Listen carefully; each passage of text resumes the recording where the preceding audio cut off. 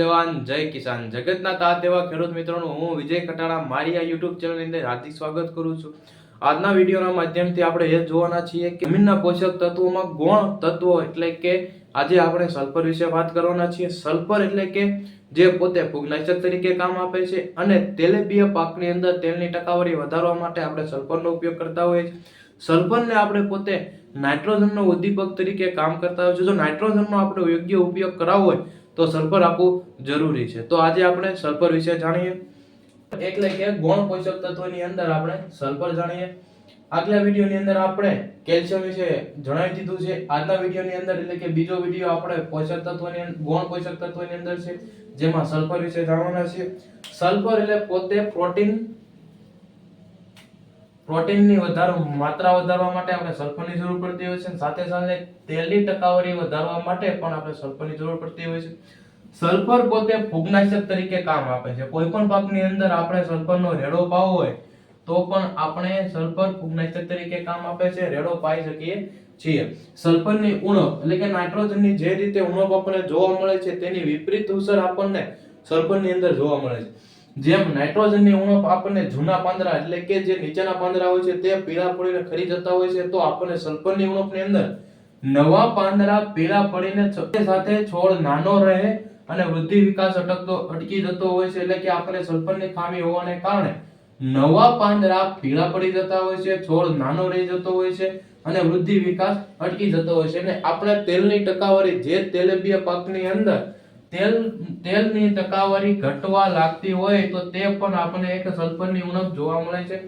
સાથે સાથે આપણે સલ્ફરના ફાયદા જોવામાં આવે તો તેલની ટકાવારી વધારવા માટે આપણે સલ્ફરનો ઉપયોગ બેસ્ટ વસ્તુ રહેશે. સાથે સાથે પ્રોટીન અને એમિનો એસિડનું કોઈ પણ આપણે પાકની અંદર જ્યારે સ્પ્રે કરવામાં આવે છે એટલે વૃદ્ધિ વિકાસ કરવા માટે આપણે એમિનો એસિડનો છંટકાવ કરતા હોઈએ છીએ, તો એમિનો એસિડ બનાવવા માટે પણ આપણે સલ્ફરની જરૂર પડતી હોય છે. અને સાથે સાથે ક્લોરોફિલ એટલે કે જે પોષક તત્વોની અંદર આપણે ક્લોરોફિલ બનાવવા માટે ક્લોરોફિલની જે જરૂર પડતી હોય છે તેના માટે આપણને સલ્ફર પોષક તત્વ જરૂર હોય છે અને નાઇટ્રોજનનો યોગ્ય ઉપયોગ કરાવવા માટે આપણે સલ્ફરની જરૂર હોય છે.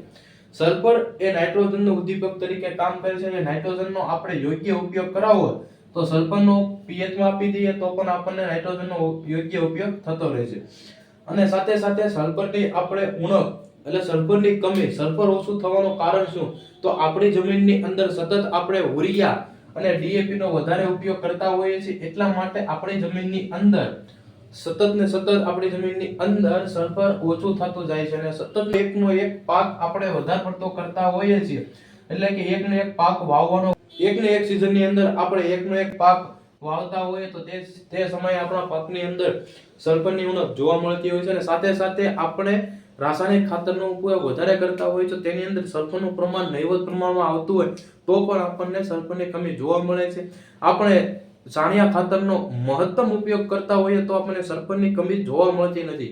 એટલે તમામ ખેડૂત મિત્રોને મારી એક અંગત સલાહ છે કે આપણી જમીનની અંદર સતત આપણે રાસાયણિક ખાતરનો ઓછો ઉપયોગ કરીને આપણે દેશી છાણિયું ખાતર ભરતા રહેવું જોઈએ.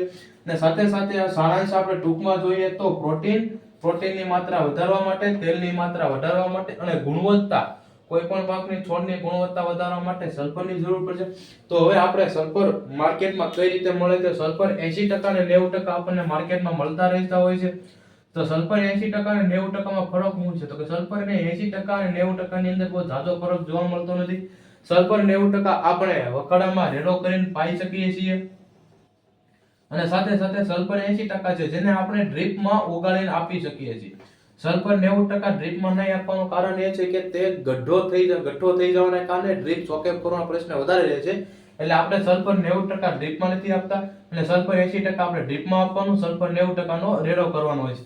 અને સાથે સાથે સલ્ફર આપણને હાલમાં લિક્વિડ સ્વરૂપમાં પણ જોવા મળે છે, જેથી આપણે સલ્ફરનો સ્પ્રે પણ કરી શકીએ છીએ. તો આવી નવી માહિતી જોઈતી હોય તો મિત્રો મારી YouTube ચેનલને તમે આજે લાઈક કરો, શેર કરો અને સબસ્ક્રાઇબ કરો.